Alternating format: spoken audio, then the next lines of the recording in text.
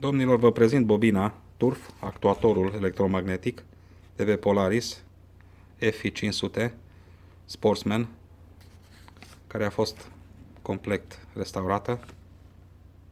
Era blocată, plină de rugină. Nu știu cum a reușit să intre apa în ea. Un mister, probabil pe la fire, pe la bobina. O să vă prezint funcțională. Acesta este arcul de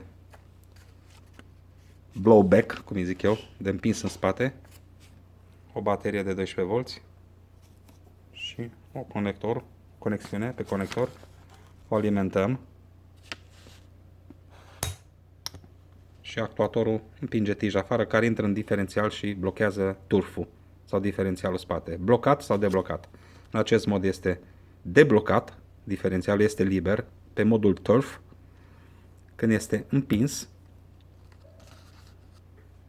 de către arc, de către acest arc, care stă tot în locașul diferențialului, este blocat diferențialul. În momentul în care este activat, 12V, de aici, de la baterie, din comandă, diferențialul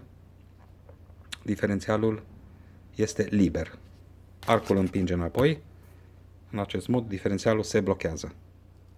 Vă mulțumesc!